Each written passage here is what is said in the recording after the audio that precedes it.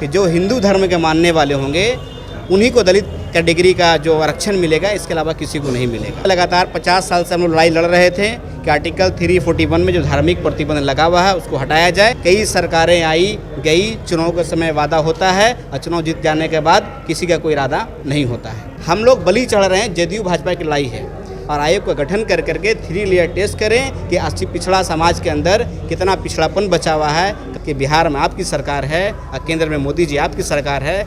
दोनों जब आरक्षण हमारा बचाना ही चाहते हैं तो हमारा आरक्षण छीन कौन रहा है? क्या मुसलमानों से प्यार नहीं है? सिर्फ वोट के समय में हम लोग पसमानदा मुसलमान की जरूरत पड़ती है। नीतीश कुमार जी अति पिछड़ा के नेता कहे जाते हैं तो क्या अति पिछड़ा हिंदू समाज के सिर्फ नेता हैं या पसमानदों को ही वो नेता है? हम उनसे जवाब चाहते हैं। और सामाजिक न्याय तभी होगा जब सभी जाति के लोगों का बराबर सम्मान मिलेगा, तभी सामाजिक न्याय होगा। सिर्फ कहते फिरेंगे कि हम सामाजिक न्याय की सरकार चला रहे हैं तो वैसे चलने वाला नहीं है। आप देख रहे हैं लाइव बिहार, मैं आपके साथ रूपम। नगर निकाय चुनाव के आरक्षण को लेकर यह मामला कोर्ट में गया, फिर फैसला भी आया, लेकिन अभी भी इसकी आग नहीं बुझी है।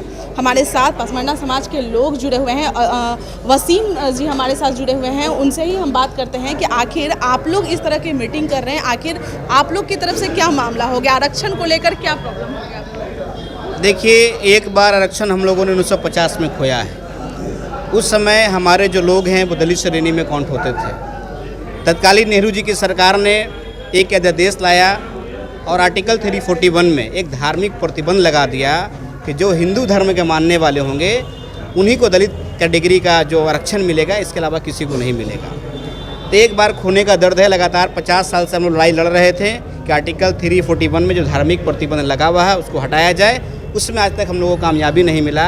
कई सरकारें आई गई, चुनाव के समय वादा होता है और चुनाव जीत जाने के बाद किसी का कोई इरादा नहीं होता है। दूसरा मामला अभी आ गया कि दलित आरक्षण के बाद अभी जो अति पिछड़ा समाज में हम लोग शामिल हुए, दलित से बाहर निकालने के बाद जब अति पिछड़ा में हम लोग आए तो आज़ादी के उतने दिनों के बाद से किसी तरह का कोई मसला नहीं था। और बिहार में भी 3 बार चुनाव नगर निकाय का और 4 बार पंचायती राज का चुनाव हो चुका है, कभी इस पे सवाल नहीं उठा। ये अचानक से जब जदयू और भाजपा जब अलग अलग हुआ है, अभी जो मामला है वो प्योर पॉलिटिकल है।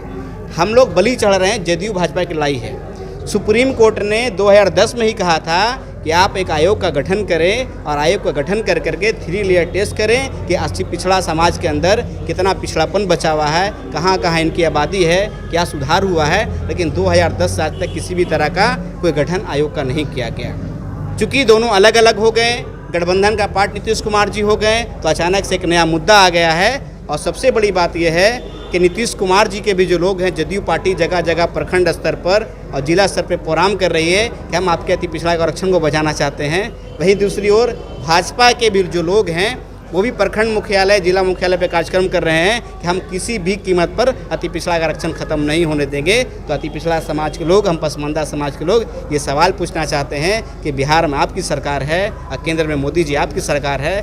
दोनों जब आरक्षण हमारा बचाना ही चाहते हैं तो हमारा आरक्षण छीन कौन रहा है? वसीम जी, मुझे थोड़ा एक कन्फ्यूज़न है, आप मुझे दूर कीजिए। जब कोर्ट का जो ऑर्डर आया है वो आपने भी सुना, उसमें तो गठन करने की बात कही गई है। ये 2010 में ही कहा गया है। तो इस बार भी तो उसी तरह से कुछ आया तो है क्या? 2010 के आदेश के आलोक में ही नीतीश कुमार जी तैयार हुए हैं कि हम गठन करेंगे।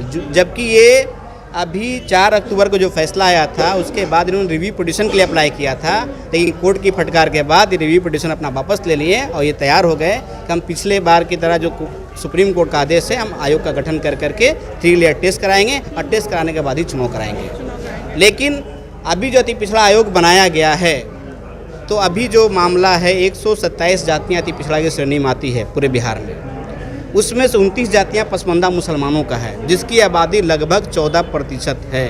इस 14% वाले लोगों को एक भी नुमाइंदगी अति पिछड़ा आयोग में नहीं दिया गया है। इसलिए हम लोगों का सवाल है कि आप मुसलमानों से प्यार नहीं है। सिर्फ वोट के समय में हम लोग पसमानदा मुसलमान की जरूरत पड़ती है। नीतीश कुमार जी अति पिछड़ा के नेता कहे जाते हैं तो क्या अति पिछड़ा हिंदू समाज के सिर्फ नेता हैं या पसमानदों को ही वो नेता है? हम उनसे जवाब चाहते हैं। मतलब आप लोगों का कहना है कि हमारा भी उम्मीदवार चाहिए?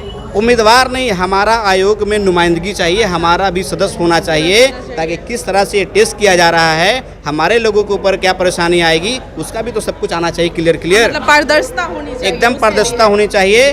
और सामाजिक न्याय तभी होगा जब सभी जाति के लोगों का बराबर सम्मान मिलेगा, तभी सामाजिक न्याय होगा। सिर्फ कहते फिरेंगे कि हम सामाजिक न्याय की सरकार चला रहे हैं तो वैसे चलने वाला नहीं है। चलिए, बहुत बहुत धन्यवाद। होगा। तो आपने सुना गठन के आयोग में गठन की बात कही गई है और इसमें इनका कहना है कि हमारे भी लोग उसमें होने चाहिए, तभी हमें पता चलेगा कि आखिर किस तरह से पारदर्शिता है, हमारे लोगों के लिए क्या किया जा रहा है। चलिए फिलहाल के लिए बने रहें लाइव बिहार के साथ। धन्यवाद। लाइव बिहार यूट्यूब पर सब्सक्राइब और फेसबुक पर लाइक जरूर करें।